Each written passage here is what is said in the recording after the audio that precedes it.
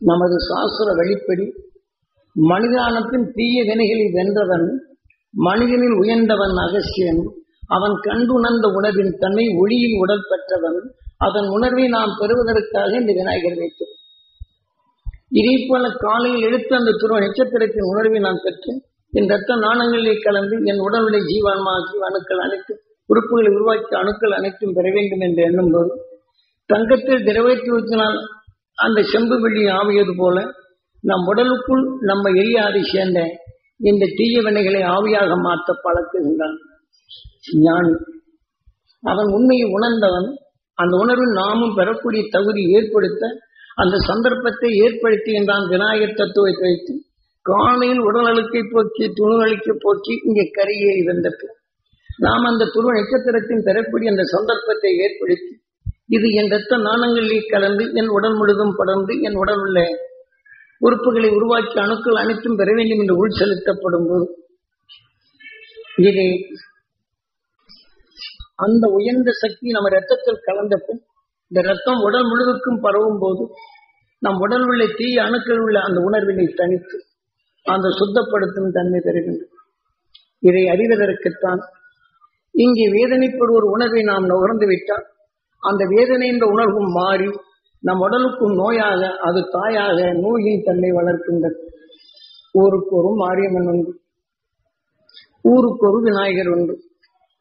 அப்ப இந்த வினையின் தன்மை நீக்கும் அந்த துருவ நட்சத்திரத்தின் உணர்வை நாம் பெறக்கூடிய தகுதி காலையில் எடுத்து நம் உடலை சுத்தப்படுத்தி இன்று நாம் யாரையெல்லாம் பார்த்தோமோ அந்த குடும்பம் எல்லாம் அந்த துருவ நட்சத்திரத்தின் பேரருளை பெற வேண்டும், தெய்வீக பண்பை பெற வேண்டும், தெய்வீக அருளை பெற வேண்டும், மலரை போல மனம் பெற வேண்டும், மகிழ்ந்து வாழும் சக்தி பெற வேண்டும், பொருளறிந்து செயல்படும் சக்தி பெற வேண்டும், கனி போன்று சுவையான சொல்லும் செயலும் நாம் பார்த்த குடும்பம் எல்லாம் பெற வேண்டும், இந்த ஆலயம் எல்லாம் பெற வேண்டும், என் குடும்பம் எல்லாம் அந்த நிலைகள் பெற வேண்டும்.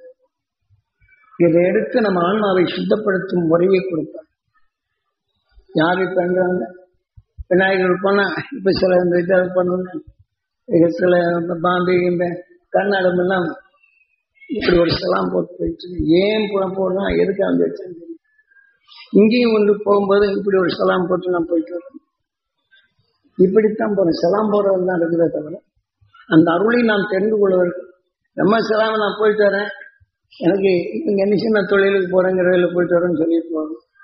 ஆனா அதிகமான இங்க அர்ஜனை செய்து காசை கொடுத்து போட்டு வரேன் கேட்போம். இதுதான் நம்ம பழகிருக்கு.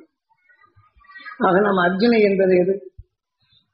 நாம் உயிரிழப்பட்ட பின் இங்கே சொல்லக்கூடிய ஒளி போல அந்த உயர்ந்த குணங்களை நுகரப்படும் உயிரிழப்பட்ட அந்த உணர்ச்சியின் அலைகள் நமக்குள் செல்லுகின்றது. ஆக அந்த துருவ நட்சத்திரத்தின் பேரொழி பெற வேண்டும், என் உடல் முழுதும் படர வேண்டும் என்ற இதை அபிஷேக அந்த அர்ச்சனை ஒளியின் அலைகளை எழுப்ப வேண்டும். இந்த உணர்வின் அதிர்வுகளை சேர்த்து நாம் பார்த்தோர் குடும்பங்கள் நலம் பெற வேண்டும், பகைமைகள் மறக்க வேண்டும், அன்பும் பண்பும் பரிவும் கொண்ட அந்த சக்திகள் பெற வேண்டும். அருள் அன்பான அருள் உணர்வும் பண்பான அந்த அருள் உணர்வும் பரிவுடன் பேசும் அந்த அருசக்தியும் பெற வேண்டும். இப்படி நமக்குள் இதை அர்ச்சனையாக சொல்ல வேண்டும். நாம் எதை அர்ச்சனை செய்கின்றார்கள்? காசை கொடுத்து அர்ச்சனை டிக்கெட் கொடுக்க போகும்போது பையனை எண்ணிட்டுருக்கோம். இவன் எத்தனை செய்தாலும் படிப்பு வைக்கிறேன், காசு போய் சரியா படிக்க மாட்டேங்கிறான், காசை கொண்டெல்லாம் விரயம் பண்ணிட்டு இருக்கான். நாங்கள் அர்ச்சனை பண்ணுவாங்க. உங்க உயிர் எதை அர்ச்சனை பண்றீங்க? இதை தானே அர்ச்சனை பண்றீங்க. எதை அர்ச்சனை பண்றீங்க? ஆகவே அவன் அந்த நல்ல பையனா இருக்கிறான், அன்போடு பண்போடு பிறப்படும் வேதனை பரிவோடு கேட்கின்றான். அந்த வேதனை என்ற உணர்வு இருக்கும்போது அதாவது விஷயத்தின் தன்மை ஒரு நல்ல பொருள் பட்டு நாம் சாப்பிட்டால் ஞாபக சக்தி அடைந்து விடுகிறான். அவன் நல்லவன் தான். அவன் பண்புடன் பிறருடைய கஷ்டங்களை கேட்டு அறிகின்றான். ஆனால் அந்த உணர்வு அவனுக்குள் சிறு திரையாக மாறிவிடுகின்றது. அவன் சிந்தனை குறைந்து விடுகின்றது. அப்போ அதனுடைய உணர்வு மறையப்படும் போது அவன் எனக்கு படிப்பு வரலையே, நான் ஞாபக சக்தி வர மாட்டேங்குது, படிக்க வரலையேன்னு சொல்றான். அப்ப நாம் என்ன செய்யறோம்? இதே எடுத்து அவன் சொல்றதை நாம் எடுத்து திரும்பி சிஸ்டர் பிரம்மகுரு அவன் சொல்றதை நாம் கேட்டு இதே உணர்வு நமக்குள் பிரம்மகுரு ஆக்கி நம்முடைய சிந்தனையை முழுமையாக மறைத்து விடுகின்றது. ஆகவே இந்த வேதனை என்ற உணர்வு அதிகமாகும். அது மாறி தாயாக நமக்குள் அவர்கள் எப்படி துயர்பட்டார்களோ, உடல்கள் நலிந்ததோ, சிந்தனையற்று சென்றார்களோ, அதே உணர்வு இங்கே விளைகின்றது. தம் மாறி அம்மாள் அங்கே என்ன இருக்கின்றது? அக்னி குண்ட இறங்கின அந்த தாய் நம்மளை காப்பாற்றுமா? இந்த உடலான குண்டத்திற்கும் இந்த நஞ்சை கண்ட அந்த உணர்வின் நிலையை இந்த உடலுக்குள் செலுத்தி திரவம் எப்படி ஊடுருவி மற்ற நிலைகளில் விஷத்தை மாற்றுகின்றதோ, செம்பு வெள்ளியை மாற்றுகின்றதோ, இருப்பத உடலுக்குள் செலுத்தி இந்த விஷத்தின் தன்மை நீக்க கற்றுக்கொள்வதற்காக அதை பற்றி தன் உடலை படர வேண்டும் என்று தொலைத்து விட்டு துருவ நட்சத்திரத்தின் பேரில் அவர் பெற வேண்டும். அவர் உடல் உள்ள நோய்கள் நீங்க வேண்டும். மலரைப் போல மனம் பெற வேண்டும். தெய்வீக அன்பை பெற வேண்டும். தெய்வீக சக்தி பெற வேண்டும். தெய்வீக நிலை பெற வேண்டும். தெளிந்த மனம் பெற வேண்டும். மலரைப் போல மனம் பெற வேண்டும். மகிழ்ந்து வாழும் அந்த சக்தி பெற வேண்டும் என்று இந்த உணர்வை நாம் மாற்றி நமக்குள் அவருக்கு நல்லதாக வேண்டும் என்றால் அந்த வேதனை நமக்குள் தனித்து விடுகின்றது. இதுதான் இதை சுத்தப்படுத்துவதற்காண்டி இந்த குண்டத்தில் தீமையை நீக்கி அதை பொசிக்கும். நாம் எப்படி பல பொருள்களை சேர்த்து விஷத்தை நீக்கி விட்டு சுவையான உணர்வாக சமைத்து நாம் உணவாக உட்கொள்கின்றோமோ, இதேபோல நல்ல உணர்வின் அணுக்களை நமக்குள் விளைவிக்கும் பக்குவத்தை கொடுத்தான் அந்த ரகசியம். அது யாராவது நாம் பின்பற்றுகின்றோமா? மாரியம்மன் பண்டிகை கொண்டாடும்போது பாருங்க எத்தனை ராஜாக்கள் எத்தனை நிலைகளாக அது அசிங்கமா வேஷம் போட்டுவிட்டு இங்க இருந்து அதுக்காண்டி காசு வசூல் போறது, இந்த நேர்த்தி கடனுக்காண்டி வேஷத்தை போடுறது தாமி இருந்தாலும் இறக்கப்பட்டு எனக்கு நல்லது செய்வான் என்று நாம் இந்த குண்டம் மிதித்தால் நம்ம பாவதோஷங்கள் எல்லாம் போகும் என்று எப்படி போகும்? ஆகவே அந்த அலுவலரை இந்த குண்டத்துக்குள் இறுக்கி நாம் பசுவாக பழுக்க வேண்டும் என்றுதான் ஊருக்கு ஒரு மாரியம்மனை வைத்தது, ஊருக்கு ஒரு விநாயகரை வைத்தது. அந்த தீமையை வென்று அந்த வினைக்கு நாயகனாக துருவ நட்சத்திரமா இருக்கு. அதன் உணர்வை நாம் நகர்ந்தால் அந்த தீவினைகளை நீக்கி நல்வினையாக நமக்குள் உருவாக்கும் அந்த சக்தி வருகின்றது. ஆகவே நீங்கள் நல்ல ஒரு கோயிலுக்கு இன்றைக்கு எடுத்துக்கொண்டாலும் முன்னாடி விநாயகர் இருக்கு. இந்த விநாயகரை வணங்காதபடி கோயிலுக்குள் சென்றால் பலன் ஏதுமில்லை. அப்ப அந்த விநாயகரை எப்படி வணங்க வேண்டும்? ஆதி மூலம் என்ற உயிர் பல கோடி உடல்கள் எடுத்து அதன் அகசின் துருவனாகி துரு மகிழ்ச்சியாகி துருவ நட்சத்திரமான பேரரும் பேரொழி என்ற அந்த அருணர்வை பெற்ற அந்த அருஞான சக்தி நான் பெற வேண்டும். என் ரத்த நாணங்களை கலக்க வேண்டும். என் உடல் உறுப்புகள் உருவாக்கி அணுக்கள் அனைத்தும் பெற வேண்டும் என்று இங்கே அதை நமக்குள் செலுத்தி பழக வேண்டும். கோயிலுக்குள் முன்னாடி போறதுக்கு முன்னாடி நாம் இதை பண்ண வேண்டும். இதை பண்ணிவிட்டு அங்கு கோயிலுக்குள் போன உடனே அங்கே தீபத்தை காட்டுகின்றனர். அந்த தீபத்தை காட்டப்படும் போது தெய்வத்தின் மேல் வைர கிரீடம், நல்ல பட்டாடைகள், அந்த தெய்வத்தின் மேல் நல்ல தங்க ஆபரணங்கள், மலர் மாலைகள் சூடப்பட்டுள்ளது. இதையெல்லாம் அங்கு கனிகளை வைக்கப்பட்டுள்ளது. ஆனால் தீபத்தை காட்டும் போது அங்கு பொருள் தெரிகின்றது. நாம் எதை வேண்டும்? அந்த துருவ நட்சத்திரத்தின் பேரில் வலுகொண்டு நமக்குள் சேர்த்து இங்கு தெய்வத்தை பார்க்கும்போது அந்த தீபார்த்தனை காட்டும்போது பொருளறிந்து செயல்படும் இசக்தி நான் பெற வேண்டும் ஈஸ்வரா என்று தன்னை வேண்டிக் கொண்டு தன் குடும்பத்தில் பொருளறிந்து செயல்படும் சக்தி பெற வேண்டும். பையன் மேல பாசமாக இருக்கும். அவன் குடும்பத்தனம் பண்ணிக்கிட்டே இருக்கிறான் தான் நம்ம சொல்ல தெரியுமே தவிர அவன் பொருளறிந்து செயல்பட வேண்டும் என்று யாராவது என்றமா வர்றவங்கிட்ட ஐயோ என்று சுற்றித்தனம் தாங்க முடியும் அப்படின்னு தான் நம்ம சொல்லணும். இப்ப அவனை எடுத்து நமக்குள் எடுத்து ஓம் நமச்சிவாய சிவாய நம ஓம் இந்த உணர்வை அங்க வளர்க்கின்றோம். அதான் வசிஷ்டர் பிரம்மகுரு மனைவி அறிந்தது. நமக்குள் அவன் எடுத்து இந்த உணர்வாகி அணுவாகிவிட்டால் அந்த உணர்வின் சொல்லாக மீண்டும் நாம் சொல்லப்படும் போது அவன் உடல்ல அது குருவாக நின்று அவனை மீண்டும் குடும்பக்காரனாக மாற்றான். இதுதான் தசரத சக்கரவர்த்தி என்று 10வது நிலை அடைத்து நாம் நுகர்ந்த உணர்வுகள் நம் உயிர் எப்படி உருவாக்குகின்றது என்பதை நாம் தெரிந்து வாழ்வதற்கு இதை காட்டுகின்றது. அப்ப நம்ம கோயிலை எதை என்ன வேண்டும்? பொருளறிந்து செயல்படும் இந்த சக்தியை நான் பெற வேண்டும். என் பையன் பொருளறிந்து செயல்படும் சக்தி பெற வேண்டும். எங்க மாமியார் ஏதாவது திட்டிருந்தால் அவர்களும் பொருளறிந்து செயல்படும் சக்தி பெற வேண்டும். என் குடும்பத்தில் அனைவரும் பொருளறிந்து செயல்படும் சக்தி பெற வேண்டும். மாமனார் திட்டிருந்தாலும் கணவர் திட்டிருந்தாலும் அவர்களும் நானும் பொருளறிந்து செயல்படும் சக்தி பெற வேண்டும். என் குடும்பத்தில் அனைவரும் பொருளறிந்து செயல்படும். அந்த கனியை பார்க்கும்போது கனியை போன்று சுவையான சொல்லும் செயலும் நான் பெற வேண்டும். எங்க குடும்பத்தில் அனைவரும் கனியை போன்ற சுவையான சொல்லும் செயல்படும். நான் மட்டும் சொல்றதில்லை, எல்லாரும் தான் நான் நினைக்கிறேன்.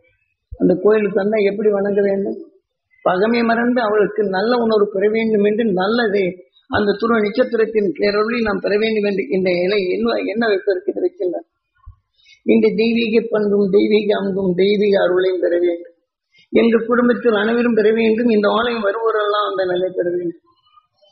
அந்த வைரத்தை போல் என் சொல் ஜொலிக்க வேண்டும், என் செயல் ஜொலிக்க வேண்டும், என் வாழ்க்கை ஜொலிக்க வேண்டும். என் குடும்பத்தில் அனைவரும் இந்த நிலை பெற வேண்டும். இந்த கோயிலுக்கு வரும் குடும்பம் எல்லாம் அந்த நிலை பெற வேண்டும். நான் தொழில் செய்யும் இடங்கள் எல்லாம் இந்த சக்தி பெற வேண்டும் என்று இதை எண்ணும்படி இந்த தங்கத்தை போல என் மனம் மங்காத நிலை பெற வேண்டும். எங்க குடும்பத்தில் தங்கத்தை போல மனம் மங்காத நிலையும் இந்த ஆலயம் வருவதெல்லாம் அந்த நிலை பெற வேண்டும். வைரத்தை போல் என் சொல் ஜொலிக்க வேண்டும், என் செயல் ஜொலிக்க வேண்டும், என் வாழ்க்கை ஜொலிக்க வேண்டும், என் குடும்பத்தில் அனைவரும் இருக்கிறது. அந்த மலரை போல மனம் பெறணும், மகிழ்ந்து வாழும் சக்தி பெற வேண்டும். இந்த உண்மை உணர்த்திய இங்கே விநாயகர் பார்க்க அந்த துருவ மகரிஷிகளின் அருள் சக்தியை நான் பெற வேண்டும். இதை பெறச் செய்வதற்கு இவ்வளவு அழகான நிலைகள் வைத்துள்ளது. யாரும் துருவ மகிழ்ச்சியை பற்றி என்பதல்ல. என்ற மனிதனா வாழ்க்கை காலத்தில் அந்த துருவத்தின் ஆற்றலை கணவன் மனிதன் இருவரும் ஒன்றாக சேர்த்து அந்த அருள் பெற்றது. ஆக மலரை போல மனம் பெற்று மகிழ்ந்து வாழும் சக்தி பெறும். எங்கள் குடும்பத்தில் நாங்கள் கணவன் மனைவியும் வசிஷ்டன் மந்திரி போல வாழ்ந்து நலாயினி போன்று நாங்கள் ஒருவரை ஒருவர் மதித்திறனும் சாவித்திரி போன்று எங்கள் இருமணம் ஒன்றி மலரை போல மனமும் மகிழ்ந்து வாழும் சக்தி நாங்கள் பெற வேண்டும். இதையெல்லாம் இதை வசிஷ்டர் இதை ஆசைப்பட்டு நாம கவர்ந்தால் அது பிரம்மகுருவாகி நமக்குள் நல்ல உணர்வும் நல்ல செயலும் நமக்குள் செயல்படுத்த நிலையும் உடலுக்குள் நோயற்ற நிலையும். இந்த கோயிலுக்கு போய் இந்த மாதிரி வணங்கினா அங்க என்ன நடக்கின்றது? இந்த நோயை நீப்பார் அப்படின்னு நாம எண்ணுகின்றோம்.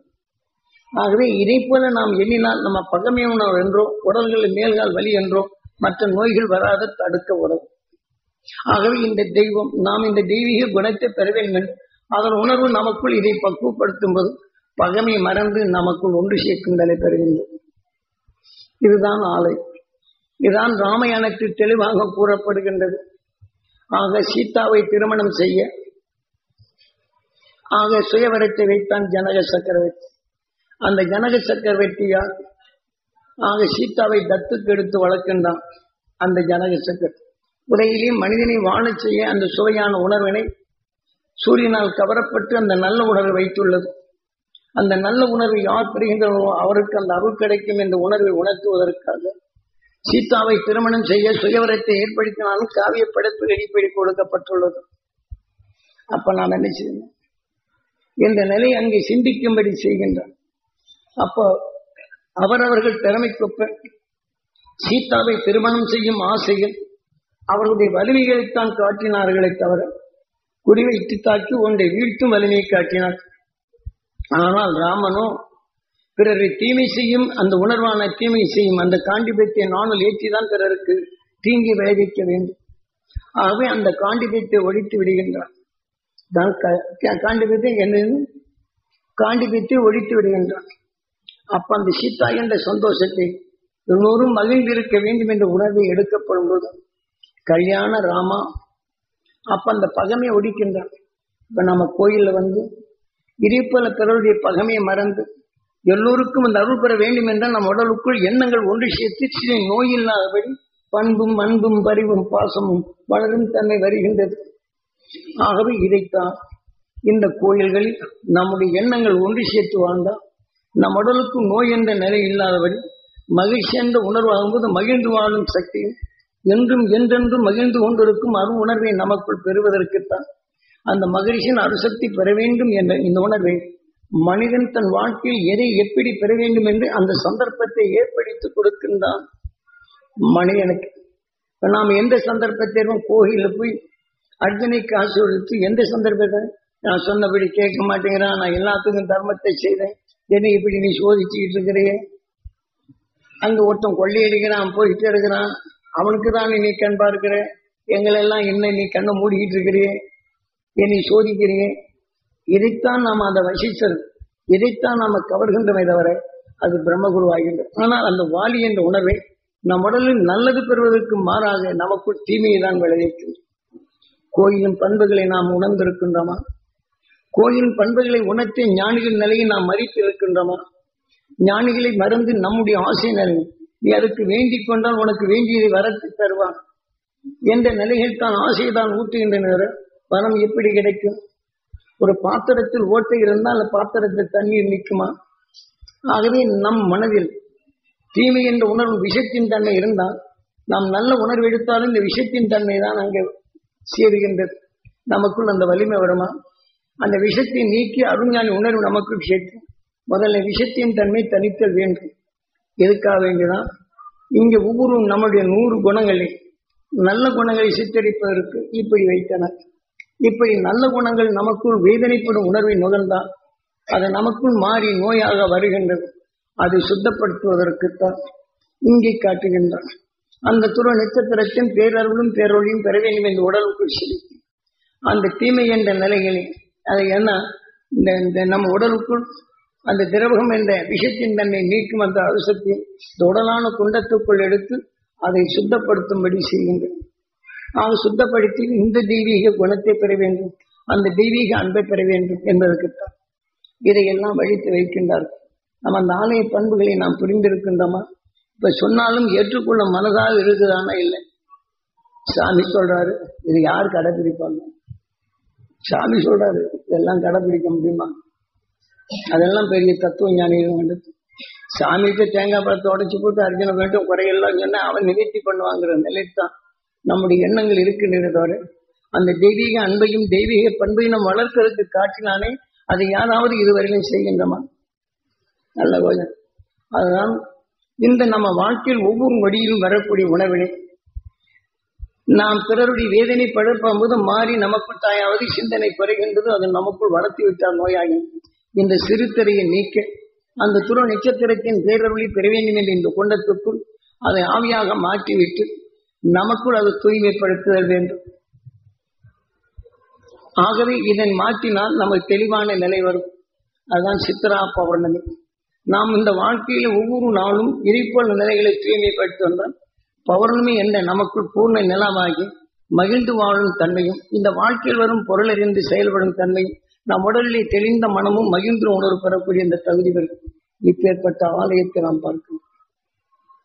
அதான் அதே சமயத்தில் ராமேஸ்வரம் என்றால் ஸ்தல புராணத்தை வழிக்கின்றது. ராமேஸ்வரம் என்று அங்கு வைத்து இந்த கடல் பகுதிகள் அங்கு வைக்கின்றான். அந்த ஸ்தல புராணத்தை வடிக்கின்றான். நாம் எண்ணத்தால் உருவாக்கப்பட்ட இந்த உடலான பரம் இந்த ராமேஸ்வரம் நாம் எண்ணியது உயிரான ஈசனால் அது நுகர்ந்து உடலான பரமாக மாற்றியது ராமேஸ்வரம் என்று காண பெற வைக்கின்றது. ஆகவே இதை போல அந்த ஸ்தல புராணங்களை வைத்து கடல் பகுதியை எடுத்துக்கொண்டால் அகழ்ச்சியின் துருவனாகி துரு மகிழ்ச்சியாகி துரு நட்சத்திரமான அந்த பேரர் இந்த துரு நட்சத்திரத்தை நீங்க எங்கே பார்க்கலாம், அதை பார்த்து அதை எடுக்கலாம். இந்த 27 நட்சத்திரத்தினர் எதுநிலை இல்லாதவர்கள் ஒளியின் உடல் பெற்றது துருவ நட்சத்திரம். 27 நட்சத்திரங்கள் எதிர்நிலையானும் பாதரசத்தால் மாற்றி அது 27 நட்சத்திரங்கள் எதிர்நிலை வரப்போகும்போது மோதி வெப்பம் காந்தம் என்ற உணர்வாக்கி இது பிரிந்து செல்லும் உணர்வு எது நுகர்கின்றோ அது இயக்கானுவாக மாற்றும் சக்தி பெறுகின்ற சூரியன். ஆனால் மனிதனானவனும் இதையெல்லாம் ஒன்றாக சேர்த்து அகசியன் உணர்வை ஒளியாக மாற்றி ஒரு உயிரிப்பது உணர்வு ஒளியான நிலையாக இருக்கின்றது. ஆனால் சூரியனோ அழியும் தருமை பெற்றது. இந்த உயிரும் நாம் அழிவதில்லை. இன்றும் சரி, நீங்கள் தீயிலே குதித்து விட்டால் உயிர் வேவதில்லை, உணர்வுகள் கருகி விடுகின்றது. ஆனால் கருகிய உணர்வு இணைந்த பின் இது உயிருடன் இணைந்து செல்லப்படும்போது வேதனை என்ற உணர்வு அங்கு வருகின்றது. வேதனைப்படும் உணர்வு நீங்கள் உடல் இல்லை என்றாலும் வேதனை உணர்ச்சி தூண்டி ஒன்று நரக வேதனை பற்று கொண்டுதான் இருக்க வேண்டும். இன்னொரு உடலுக்குள் சென்றால் இந்த உணர்ச்சி ஊண்டி அதன் வேதனைப்படுத்த அந்த வேதனை உணர்வைத்தான் அங்கு வளர்த்து கொண்டிருக்கும். ஆகவே இதை போல இதை நாம் தெரிந்து கொள்வதற்காக ஞானிகள் காட்டிய அருள் வழியை இந்த ராமேஸ்வரம் என்ற நிலையில் வரப்படும் போது நேரம் ஆகிவிட்டது. ஏனென்றால் அந்த மனிதனின் வாழ்க்கையில் சிறிது காலமே வாழுகின்றோம். இதை நேரத்துக்குள் மனதை நாம் ஒன்றாக குவித்தல் வேண்டும், பகமை மறத்தல் வேண்டும் என்பதற்காக எண்ணத்தால் உருவாக்கப்பட்ட ராமேஸ்வரம் என்ற உடலை அந்த இந்த ஒளியின் உடல் பெற்ற அந்த துருவ நட்சத்திரத்தின் உணர்வை நமக்குள் சேர்த்து இருள் நீக்கி பொருளறிந்து செயல்படும் சக்தி பெறும் திறனை நாம் இங்கே ஊரில் விநாயகரை பார்க்க முடியும். விநாயகரை பார்க்கும்போது நமக்குள் மற்ற மரங்கள் மறைத்து விடுகின்றது. ஆனால் அந்த துருவ நட்சத்திரத்தின் உணர்வை பெறுவதற்காக கடலோர பகுதியில் இந்த நட்சத்திரத்தின் இயக்கங்களை காணுவதற்காக ராமேஸ்வரத்தை தேர்ந்தெடுத்து எண்ணத்தால் உருவாக்கப்பட்ட இந்த உடலும் எண்ணத்தால் ஒளியின் உடலாக பெற்ற நிலையும் அங்கே நமக்கு ஒளியின் உணர்வை நமக்குள் பெற்று நமக்குள் இருளின்ற நிலையை நீக்கும் அந்த அருள் சக்தி வரும் இடமாக அங்கு மாற்றினார். அதே இடத்தை தான் இந்த கோயில்களை வைத்து நமக்குள் குறுகிய காலமே வாழ்கின்றோம் என்ற நிலையில் நமது வாழ்க்கையில் எண்ணத்தால் உருவாக்கப்பட்ட ராமேஸ்வரம் என்ற உணர்வை அங்கே காட்டி அந்த துருவ நட்சத்திரத்தின் பேரொளி பெறும்படி செய்தான். இந்த வாழ்க்கையில் நாம் சிறிது காலம் தான் வாழ்கின்றோம். ஆகவே மனிதனாகி வளர்ச்சியாக ஆக குறுகிய காலத்தில் வாழும் நாம் நாம் எதை பெற வேண்டும் என்பதற்குத்தான் இதை காட்டுகின்றது. ஆகவே அந்த துருவ நட்சத்திரத்தின் பேரொளி நாம் பெற வேண்டும் என்று நமக்குள் எண்ணப்படும் போது அந்த குறுகிய காலத்திலேயே நம் உடலுக்குள் பகைமை நீக்கி நமக்குள் ஒன்றாக்கும் நிலை அங்கு உருவாக்குகின்றது. ஆகவே நம் உடலுக்குள் பகைமையெல்லாம் நீக்கினால் நம் உடலுக்குள் அந்த எல்லா மனங்களும் ஒன்றாக்கப்படும் போது இருளில் நீக்கி ஒளி என்ற உணர்வும் அந்த துருவ நட்சத்திரத்தின் பேரொழியை நாம் பெற்றதான் துருவ மகிழ்ச்சி என்றது. இந்த உணர்வை பற்றி இந்த உடலுக்கு பின் நாம் அந்த பிறவியில்லா நிலை அடையும் தருணத்தை தான் நம் ஆலயங்கள் காட்டப்பட்டுள்ளதை தவிர நாம் இப்படி காசு கொடுத்து போனவனுக்கு அந்த காணிக்கை செலுத்துறேன், என் குடும்பம் எப்படி இருக்குது, செலுத்தினவங்க எத்தனை பேர் இருக்கிறாங்க, இந்த உண்மையை உணர்த்தி வியாசகன் இருக்கின்றான். இந்த உண்மை வீட்டிலே இழந்து நாராயணன் திரேதா யுகத்தில் சீதா ராமனாக பண்ணினான். எதன் சுவையோ அந்த எண்ணங்களாக இந்த உடலுக்குள் எப்படி உருவாக்குகின்றான் என்று சொன்னால் அந்த வான்மீகி இருக்கின்றானா. அவன் எண்ணத்தால் கவர்ந்தான், உணவின் தன்மை ஒளியாக மாற்றி இன்றும் துருவ நட்சத்திரத்தமாக அந்த ஒளியின் வட்டமாக இருக்கின்றான். ஏனென்றால் அகசியன் ஆன பின் தான் அவன் உணர்வின் தன்மை பின் வந்தவன் வான்மீகி. வானின் உணர்வை தான் அறிந்திருந்து அந்த உணர்வின் தன்னை பெற்று தான் கண்ட உண்மை மக்களுக்கு வெளிப்படுத்தி அவனும் இன்றும் அந்த துருவ நட்சத்திரத்தின் உணர்வு 6வது அறிவு 7ஆம் நிலை சப்தரிஷி மண்டலங்களாக வாழ்கின்றன. இதேபோல் மீனவனாக இருந்த அந்த வியாசகன் இதேபோல வானை நோக்கி எடுத்து அந்த துருவ நட்சத்திரத்தின் மேல் என்ற மலையை மத்தாக வைத்து வாசி என்ற பாம்பை கயிறா வைத்து பார்க்கடலை கடைந்தான். விழுங்கியது எதுவோ அதற்கு தக்க உடல் பெற்றான் என்று கூறினானே. உண்மை இந்த பூமியின் நிலைகள் அது கடைந்த வீட்டில் எது எது விளங்கியது தாவர இனங்கள் விளைகின்றது. அது விளங்கிய உணர்வுக்கு உணர்ச்சியும் எண்ணங்களும் உடலும் எப்படி பெற்றது என்று வியாசகன் தெளிவாக கூறியுள்ளான். அவன் உடலுடன் இருக்கின்றான் ஒளியின் உடலாக. ஆனால் இந்த புற உடலை நமக்கு அங்கு இல்லை, ஒளியின் உடலாக இருக்கின்றான் சப்தரிஷி மண்டலத்துடன். ஆகவே நாமும் இந்த உடலில் நாம் யாரும் எங்கேயும் சொர்க்கம் செல்ல முடியாது. இதற்குத்தான் அன்று ராமாயணத்தில் இதன் உணர்வின் தன்மை கொண்டு பல யாகங்களை செய்து நான் சொர்க்கலோகத்தை நாம் அடைய முடியும் என்று அவன் எண்ணுகின்றான். ஆக இந்த உடலுடன் சொர்க்கம் செல்ல முடியாது, இந்த உடலிலே சொர்க்க உணர்வை நமக்குள் வளர்க்க முடியும் என்று ராமாயணத்தை தெளிவாக காட்டுகின்றார். ஆக அன்று வசிஷ்டர் அதன்று அதே சமயத்தில் இங்கே விஸ்வாமித்திரன் அதற்கு ஆத்திரமும் அறிவும் எதையும் பெற வேண்டும் என்று ஆத்திர உணர்வுடன் செயல்படக்கூடியவர். அவனும் அந்த நிலை செய்ய முடியலை. பல யாகங்கள் எடுத்து அந்த வீரிய உணர்வு கொண்டு பெற வேண்டும் என்றால் உடனுடன் நான் சொர்க்கம் போக வேண்டும் என்றால் முடியாது. ஆக உயிர்கள் உணர்வின் தன்மை நம் உடலான உயிருடன் ஒன்றி என்று இந்த உணர்வு ஒன்று சேர்க்கிறோமோ இதுவே சொர்க்கம் அடைகின்றது. ஆக எதனை அழைத்தும் அந்த சொர்க்க லோகத்திற்கு அங்கு அழைத்து செல்லும் என்பதனை இது ராமாயணத்தில் தெளிவாக காட்டப்படுகிறது. ஆகவே இதை போல நாம் எண்ணங்களால் உருவாக்கப்பட்ட இந்த உணர்வுகளை தெளிவாக கூறுகின்றது நமது சாஸ்திர விதி. அது காவியமாக படைத்து கருத்தினை நாம் தெளிந்து வாழ்க்கையை தெளிந்து தெளிவான வாழ்க்கையை நாம் வாழ வேண்டும் என்பதற்கு தான் ராமாயணம், மகாபாரதம், கந்த புராணம், சிவபுராணம் இவையெல்லாம் நம் உடலுக்குள் நடக்கின்றது. ஒவ்வொரு நிமிஷமும் நாம் நல்லவர்களாக இருக்கின்றோம். நம் நண்பன் வேதனைப்படுகிறார் என்றால் அதன் பகன்பால் குருஷேத்திருப்போம்.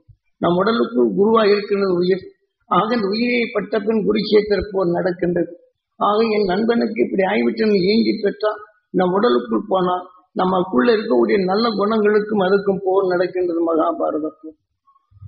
இப்படி ஒவ்வொரு மனிதனும் ஒவ்வொரு வாழ்க்கையிலும் அது குருஷேத்திருப்போரும் அதாவது கண்ணன் சங்கநாதம் ஊதிய பெண் வேதனைப்படும் உணர்வை நம் உயிர் நம்ம கண்கள் கவர்ந்து உயிரை மோதும் போதும் அந்த வேதனையின் உணர்வை சங்கநாதன் ஊதுகின்றது. ஆனாலும் வேதனைப்படுகிற அந்த உணர்வு என்பது இங்கு குருஷேத்திருப்போர் நடக்கின்றது. என உடலுக்குள் இருக்கும் அனைத்து நல்ல குணங்களுக்கு உயிரை குருவாய்க்கும். வேதனை என்ற உணர்வு என்பது அந்த உணர்ச்சிகள் உடலுக்குள் சென்ற பின் அந்த உடலுக்குள் இருக்கும் நல்ல குணங்களுக்கு இது தாக்கப்படும் போது உடல் மகாபாரத போர் ஆகின்றது. ஆக இந்த வேதனைப்படுவதற்கான இந்த பதட்டமும் பயமும் ஏற்பட்டு மகாபாரத போர் ஆகின்றது. உடலுக்குள் அந்த வேதனை என்று புகுந்து விட்டால் விஷயத்தின் தன்மை நமக்குள் வளர்ச்சியாகும். அதனால் ஒவ்வொரு மனிதன் ஒவ்வொரு நொடிக்கும் நொடி குருஷேத்திருப்போரும் மகாபாரத போரும் நடந்து கொண்டே தான் இருக்கின்றது. ஆகவே நாம் எண்ணும் உணர்வுகள் நாம் சந்தோஷம் என்ற சீதாராமா என்று நாம் எண்ணங்கள் கொண்டு ராமனாக சந்தோஷமாக எண்ணி வாழ்ந்தாலும் வேதனைப்படும் உணர்வை நடந்தால் வாதியாகின்றது. அந்த வாதி என்ற உணர்வு நமக்குள் ஆனால் நமக்குள் நல்ல குணங்களை கொண்டு இருக்கின்ற இறைவன் என்று நாம் மகிழ்ச்சி என்ற உணர்வு நாம் தோற்றுவிக்க எண்ணுகின்றோம். ஆனால் நண்பனை பார்த்து வேதனைப்படும் போது அதன் நுகர்ந்தான் அது வாலியாகி நம் நல்ல குணங்களை எப்படி அழித்து மாற்றி விடுகிறது, நாம் சுவையின் உணர்வு உணர்ச்சிகள் நமக்குள் எப்படி இயங்குகிறது என்று ராமாயணத்தில் தெளிவாக கூறப்படுகின்றது. அது யாராவது நம்ம மதிக்கின்றமா? அந்த ராமாயணத்தை பற்றி கற்றுக்கொண்டவர்கள் அது மக்கள் மனித உடல் எண்ணங்கள் எப்படி இயங்குகிறது என்று காட்டினாலும் அதை படித்த மக்கள் அவருடைய சாதகத்தை அவர் வளர்ப்பதற்கு தெரிந்து கொண்டார்கள். உங்களிடம் காசு பணம் பறிப்பதற்கு தான் பயன்படுத்துகின்றனர். அந்த ஞானிகள் காட்டிய உணர்வு நம் எண்ணங்கள் எப்படி செயல்படுகின்றது, வேதனை என்ற உணர்வு நமக்கு நோந்த பின் நம் உடலில் எப்படி அந்த வேதனை வாலி என்ற நிலை வரும்போது நல்ல குணங்களை கொண்டு இறங்கி அது கொண்டு விழுங்குகின்றது என்பதனை காட்டுகின்றது. தசரத சக்கரவர்த்தி என்ற நிலை 10வது நிலையக்கூடிய உணர்வில் நாம் எண்ணும் உணர்வுகள் நமக்குள் இறையானாலும் வேதனை என்ற உணர்வு வரும்போது இந்த வேதனை உருவாக்கும் அணுக்கள் நமக்குள் ஆனால் மனித உடல் சேர்த்து கொண்ட நல்ல உணர்வுகளை இந்த அணுக்கள் நம்மை கொண்டு வந்து தசப்பிரியம் அடிக்கடி வேதனை பற்றி இந்த உடலை வளர்ப்பதற்கும் மற்றொருவரை கொண்டு புசிப்பதற்கும் மற்றவர்கள் தொல்லை கொடுக்கும் நிலையை நமக்குள் வருகின்றது. ஆக அந்த தொல்லையின் உணரும் போது தசப்பிரியன் ஆகின்றது. ஆகவே இதே உயிரில் நாம் எடுக்கப்படும் போது இதே உயிர்தான் அதையும் வளர்க்கின்றது. ஆகவே அந்த கோபம் என்ற உணர்வும் உயிரிலை பட்ட பின் அசுர உணர்வு வளர்க்கின்றது, நம்ம நல்ல குணங்களை கொள்ளுகின்றது. ஆகவே சீதா என்ற சுவையின் மகிழ்ச்சி என்று வந்தாலும் நம் உடலுக்குள் அந்த மகிழ்ச்சி என்ற நிலை இல்லாதபடி ஆகவே இந்த லோகம் நாம் எண்ணும் உணர்வின் தன்மையை சந்தர்ப்பத்தால் எண்ணி மகிழ்ச்சி என்ற உணர்வு இந்த இந்து லோகத்தில் உள்ள நம் உடலை மகிழச் செய்கின்றது. ஆக இந்த லோகத்தை தான் நல்லது உருவாக்காதபடி இந்த வேதனையின் உணர்வானால் இங்கே சிறைப்படுத்தி விடுகின்ற இந்த லோகத்தை. ஆகவே 4வது இயக்கமற்ற நிலையை மாற்றும் போது அசுர உணர்வு நமக்குள் வரப்படும் போது அவன் இந்த உணர்வுகள் கொண்டு நம் உடலில் எப்படி விளைகின்றது என்பதனை இங்கே தசப்பிரியன் என்ற நிலை எழுப்பும்போது அவன் என்னும் உணர்வுகள் அந்த விஷ்ணு நோக்கிதான் அவனை எப்படியும் எனக்குள் அடிமையாக்க வேண்டும், என் சொன்னபடிதான் அந்த உயிர் கேட்க வேண்டும் என்றுதான் விஷ்ணுவை அடிமைப்படுத்த கடும் யாகங்களை கொலைகளை செய்கிறான், கொள்ளைகளை செய்கின்றான். அவனை கண்டாலே என் வழிக்குத்தான் நீ வர வேண்டியத, உன் வழிக்கு நான் வர முடியாது என்று நம் உணர்வின் தன்மை உயிர் 10வது நிலை அடைந்தாலும் வேதனை என்று உணர்வு வரப்படும் போது நமக்குள் நல்லதை உருவாக்காதபடி நாம் உயிரான விஷயம் ஒரு நெருப்பிலே நீங்க எந்த பொருளை போடுகின்றோ அந்த மனம்தான் வரும். ஆக நம் உயிருக்குள் அந்த போட்டத்தின் அதன் உணர்வை தான் இயக்கும். ஆக விஷத்தின் தன்மை போட்டால் விஷத்தின் இயக்கம் தான் இயக்கும், உயிரோட வேலை அதுதான் என்பதனை இங்கே தெளிவாக காட்டப்படுகின்றது. தசரத சக்கரவர்த்தி இந்த 10வது நிலை அடைப்படி நம் உடலில் எந்த நிலையெல்லாம் ஏற்படுகிறது. ஆக உடலிலே அந்த விஷத்தின் தன்மை ஆனால் ஆக விஷத்தை உடலாக்கு கொண்ட மற்ற உயிரினங்கள் எப்படி இது நிலைவரும். 6வது அறிவு காட்டியே என்று இந்த 5வது அறிவிலிருந்து 6வது என்பது பிரம்மாவை சிறைப்பிடித்தான், தீமைகளை நீக்கி நல்லது உருவாக்கும் சக்தி பெற்ற மனிதன். இது விஷத்தின் தன்மை தோயப்படும் போது நம் மனிதர்கள் எப்படி மாறுகின்றது, இதிலிருந்து எப்படி மனிதன் மீள வேண்டும் என்பதை தெளிவாக காட்டுகின்றது ராமாயணம். ஆகவேதான் இங்கு கோயில்களை நம் மனதை குவித்து நாம் பகமையற்ற நிலை வந்து எல்லோரும் பேரின்பம் பெற வேண்டும் என்று ஆலயத்தில் காட்டப்பட்டது. அதனால் ஒவ்வொரு நல்ல குணங்கள் உள்ள இடங்களிலும் அந்த நல்ல குணங்களை வளர்க்க அந்த துரு மகிழ்ச்சியின் ஒரு நமக்குள் இணைத்து எப்படி நமக்குள் நல்லதை வளர்க்க வேண்டும் என்று கோயில்களை காட்டியிருப்பார். ஆக மொத்தம் மாரியம்மன் கோயில் விநாயகர் இருக்கிறாங்களா, இவங்க வேணா வச்சிருக்கலாம், இங்க விநாயகர் வைக்க மாட்டாங்க. ஆக மொத்தம் நாம் தனித்திருந்து கோயில்கள் ஏதாவது நம்ம தெருக்களில் விநாயகர் வைத்திருப்பார். ஆகவே நமக்குள் அந்த துரு நட்சத்திரத்தின் உணர்வை நாம் அந்த வினைக்கு நாயகனாக நாம் மாற்றிக்கொள்ள வேண்டும் என்று இங்கே காட்டியிருப்பார். வேதனை என்று உணரும் போது அந்த ஒரு நட்சத்திரத்தின் பேரொழி பெற வேண்டும் என்று நம் உடலுக்குள் அந்த சக்தி இறைமன் ஊருக்கு ஒரு விநாயகர், ஊருக்கு ஒரு காளியம்மன், இப்படி தீமை செய்யும் உணர்வுகள் நம் உடலுக்குள் என்ன செய்கிறது மனிதன் தெரிந்து தெளிந்து தன் வாழ்க்கை எப்படி வாழ வேண்டும், இந்த உடலுக்கு பின் எப்படி செல்ல வேண்டும் என்று தெளிவாக கூறப்படுகின்றது.